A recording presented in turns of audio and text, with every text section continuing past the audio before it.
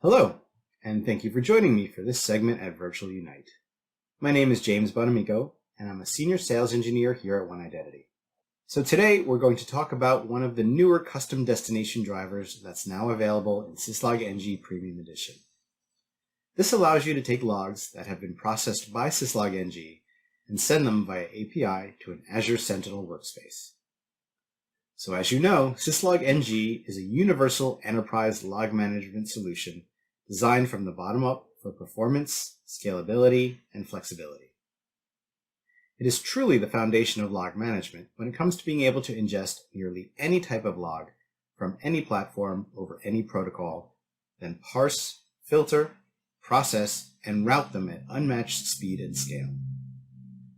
And by utilizing these capabilities to filter out less important logs and normalize critical parsed data into those formats required by SIM systems and other log consumers, you're reducing complexity and increasing the efficiency of those other systems.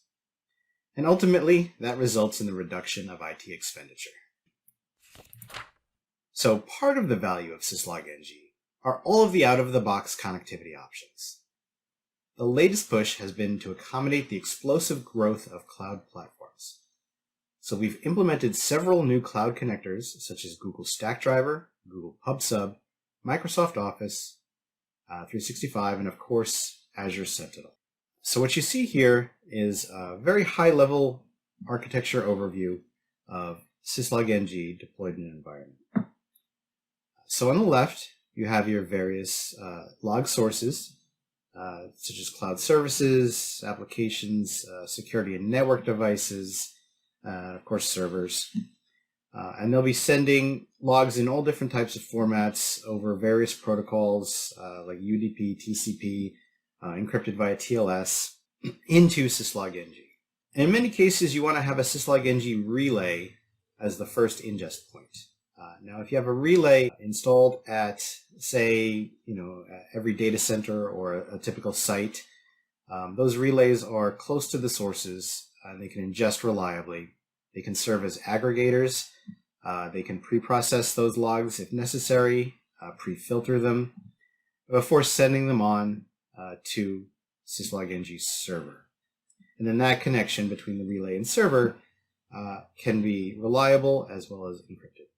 And then from there, Syslog-NG server will then further parse and process and filter that data, and then send it out to the various log consumers. Wherever you need those logs, maybe those logs need to go to multiple different destinations in different formats. Well, Syslog-NG can do that.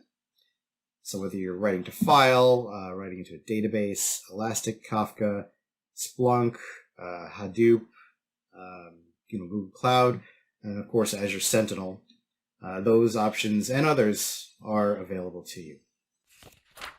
So to get started with Sentinel, the first thing you need to do is create a log analytics workspace. Once you do this, you'll need to take note of two pieces of information.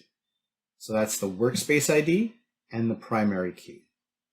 With these credentials, we'll be able to connect the Syslog-NG Sentinel destination driver with Azure Sentinel itself. And to find these pieces of information, you can go to your workspace, then under Settings, you'll see all the Agent Managements tab.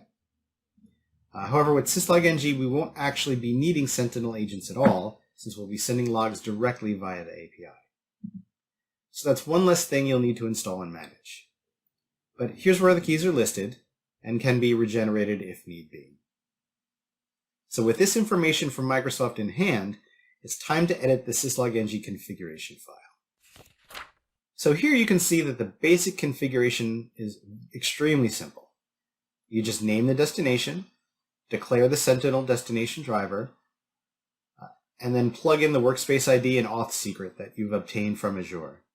This is all you need to then create a log path and start sending logs from Syslog-NG into Sentinel.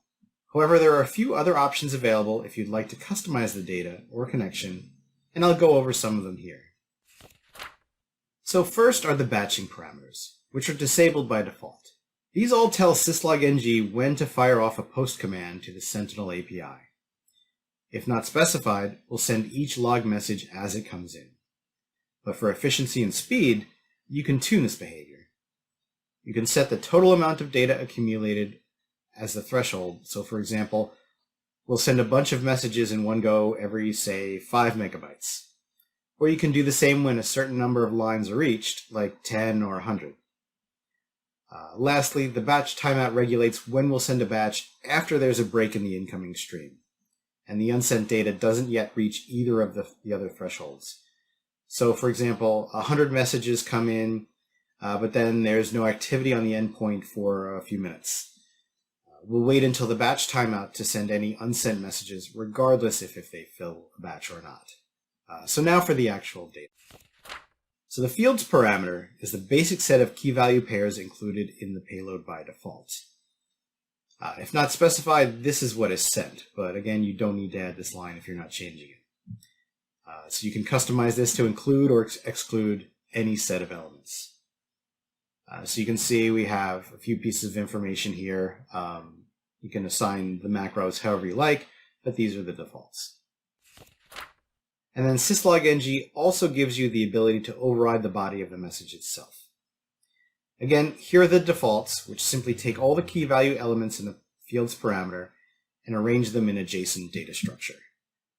So it's JSON that we're actually sending into Azure.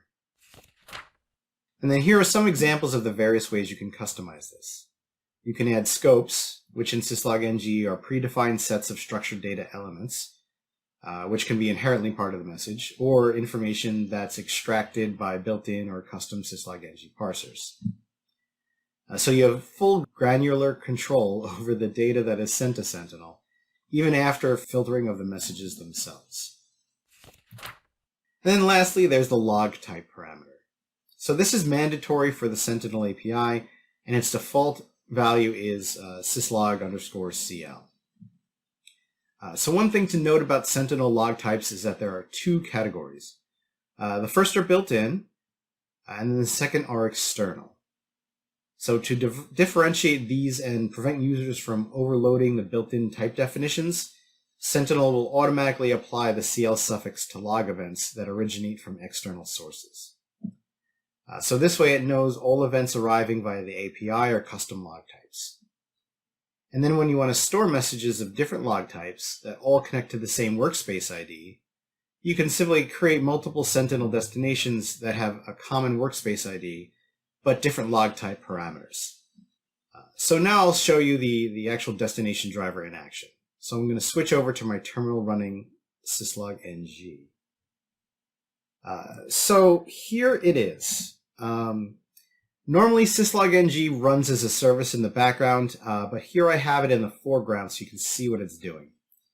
We've got messages coming in, and you can see that the message payload, how the message is being parsed, and then the HTTP request and response as we make the API call to Sentinel. So you can see these messages are just streaming in through syslog-ng. Here we have an HTTP request, and then the acknowledgement from Azure. And then as more messages come in, you might be able to see the way syslog-ng actually parses that data. There we go. Every setting value is where syslog-ng is actually taking elements of the message and assigning them to macros. So those are customizable bits of data. And then we're repackaging that in a JSON structure and then shipping that off to Azure. So now that's working. I can actually show you what it looks like in Azure itself. So here's my Sentinel dashboard here. I'm going to run this again. This is just a query. This is going to be pulling the last batch of logs. And there you go. You can see, and I'm also reformatting just the display so I can show you the specific bits of information that I'm interested in. So you can see the time generated, you can see the host, the program, like Microsoft Windows Security Auditing, that's generating the message, the username, NT Authority System. I have a column for event IDs, so these are all parsed out. The SIDs, and if I scroll over here, I can see the message itself. And I can expand on any one of these to see the entire message content. Yeah, you can include these specific macros or parameters or any other ones that you want to see fit to send to Azure. And I have two other screens here I just want to kind of quickly show you. So you can see I have some recent incidents that I've triggered. So for example, on my my Linux server, I have too many authentication failures. So these are all alerts and incidences that have been triggered from activity that I've sent into Sentinel. So here's a custom alert that I've just triggered by logging on too many times and failing that password. So mistyped password, too many failed logins, I've triggered this alert. So you can see, I have this data in Azure from my demo system here. And it's readable, it's parsable, and we can take actions based on it in Azure. And that is the Azure Sentinel Destination Driver. Again, thank you for coming virtually to this session. If you have any questions or you're interested in setting this up, please reach out to us. We'll be very happy to work with you on this.